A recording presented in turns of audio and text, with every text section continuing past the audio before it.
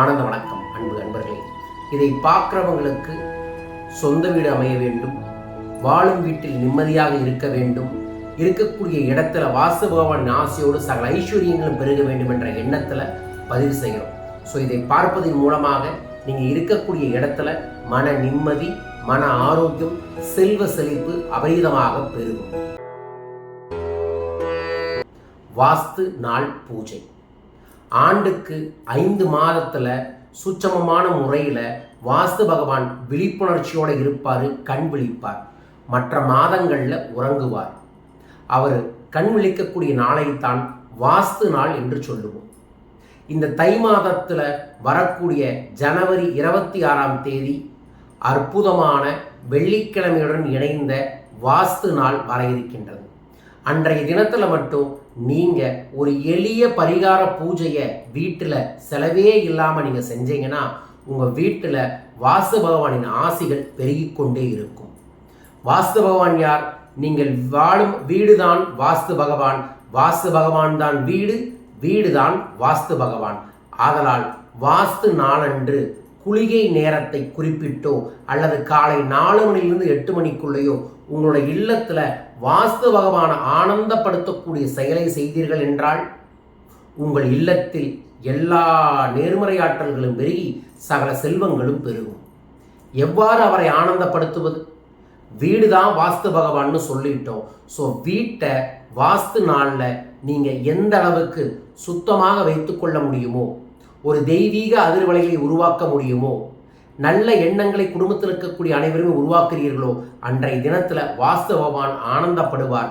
அவர் ஆனந்தப்படும் பொழுது அந்த வீடு எப்படி இருக்கிறதோ அப்படியே இருக்க வேண்டும் என்று ஆசீர்வாதம் செய்வார். தை மாதத்தில் வரக்கூடிய வாஸ்து நாள் ஜனவரி மாதம் 26ஆம் தேதி வருகிறது.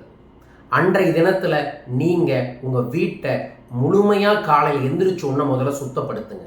முடிஞ்ச அளவுக்கு முந்தின நாளே வீட்டை நல்லா சுத்தப்படுத்தி பச்சை கற்பூரம், கல்லுப்பு, மஞ்சள், கொஞ்சோண்டு கோமயம் எல்லாம் கலந்து வீடு முழுவதும் தெளித்து விட்டுட்டு அதற்கப்புறம் குங்குளிய சாம்பிராணியை எடுத்து வீடு முழுவதும் போடணும். அப்படி போடக்கூடிய குங்குளிய சாம்பிராணியில் பூண்டு சருகு போட்டு, பூண்டு உரிக்கும் போது சருகு வருமில்லங்க, அந்த பூண்டு சருகு போட்டு வீடு முழுவதும் நல்லா அந்த புகையை நிரப்பணும்.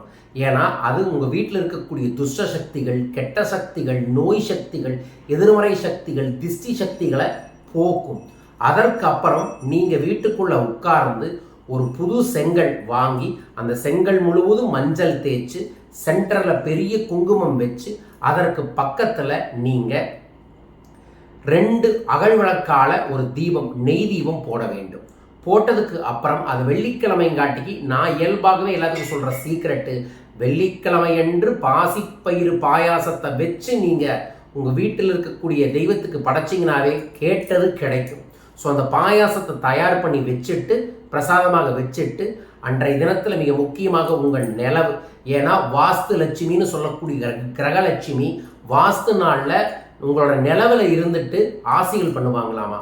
ஸோ உங்களுக்கு வீடு அமையணும், வாழக்கூடிய வீடு சொந்த வீடாக இருந்தாலும் வாடகை வீடாக இருந்தாலும் அல்லது உங்கள் ஆஃபீஸாக இருந்தாலும் உங்கள் நிலவை நல்லா அன்னைக்கு பன்னீரையும் போட்டு நல்லா தேய்ச்சி சுத்தப்படுத்தி நல்லா மஞ்சள் போட்டு வச்சு குங்குமம் வச்சு மா இலையை கட்டி விடுங்கள். வாசலில் அரை எலுமிச்சம்பழத்தை, ஒரு எலுமிச்சம்பழத்தை அரையாக கட் பண்ணி அரை எலுமிச்சம்பழத்தில் குங்குமமும் அரை எலுமிச்சம்பழத்தில் மஞ்சளும் தேய்ச்சி வச்சுக்கோங்க. அதற்கப்புறம் வீட்டுக்குள்ளே இருக்கக்கூடிய உங்கள் பூஜை ரூமில் வச்சிருக்கக்கூடிய செங்கலுக்கு முன்னாடி பூக்களால் அர்ச்சனை செய்யணும். முதல்ல சொல்ல வேண்டிய மந்திரம் ஓம் வாஸ்து பகவானே நமோ நம. இந்த மந்திரத்தை நீங்கள் முதல்ல ஒரு 27 முறை சொல்லணும். அதற்கப்புறம் வாஸ்து பகவானோட காயத்ரி மந்திரம் ஓம் அனுகிரகரூபாய வித்மகே பூமி புத்திராய தீமகி தன்னோ வாஸ்து புருஷ பிரசோதயாத் என்கின்ற இந்த வாஸ்து பகவானின் காயத்ரி மந்திரத்தை ஒரு 106 முறை, அங்கே வாஸ்து பகவான் வந்தே தீருவாருங்க. இந்த மந்திரத்தை சொன்னால் 106 முறை பூக்களாலேயோ அச்சதையாலேயோ சொல்லிட்டு அதற்கப்புறம் நீங்கள் கற்பூரம் தீபாரதனை அந்த செங்கலுக்கே காமிச்சிட்டு மனமாற உங்கள் வேண்டுதல் என்னன்னு வாயை திறந்து சொல்லணும். இந்த வீட்டுக்கு நேர்மறையாற்றல்கள் வருகணும், இந்த வீட்டில் இருக்கிறவங்களுக்கு ஆரோக்கியங்கள் வருகணும், வீட்டில் இருக்கவங்களுக்கு செல்வ செழிப்புகள் கிடைக்கணும், எல்லா காரியங்களிலும் தனமும் தானியமும் வீரியமும் விஜயம் வெற்றியும் கிடைக்க வேண்டும் என வேண்டிக் கொண்டு பூஜையை நிறைவு செய்யலாம். பூஜை முடிஞ்ச உடனே அந்த பாயாசத்தை வடக்கு திசையில கொஞ்சோண்டு கொண்டு போய் ஊத்திடுங்க. அதற்கப்புறம் துளசி செடிக்கு மஞ்சள் வச்சு குங்குமம் வச்சு கொஞ்சோண்டு பூஜையில் இந்த தீர்த்தத்தை துளசி செடிக்கு கொடுங்க. அதற்கப்புறம் வீட்டில் இருக்கிறவங்களுக்கு அந்த பிரசாதத்தை பகிர்ந்து கொடுங்க. அந்த செங்கலை அப்படியே ஒரு சிவப்பு துணியில கட்டி உங்க பூஜை ரூம்லேயே வச்சுக்கலாம். இந்த செங்கல் தான் உங்க வீட்டுக்கான வாசு பகவானாகவும் உங்களோட குலதெய்வ செங்கலாகவும் வச்சு நீங்க வழிபாடுகளை தொடர்ந்து செய்யலாம். ஆண்டுக்கு 5 நாள்ல வாஸ்து பகவான் கண் விழிப்பார். அந்த அற்புதமான தெய்வீகமான இந்த தை மாத வாஸ்து நாள்ல இந்த பூஜையை செய்து உங்க வீட்டுல எல்லா விதமான அற்புதத்தையும் ஏற்படுத்தி கொள்ளுங்கள்.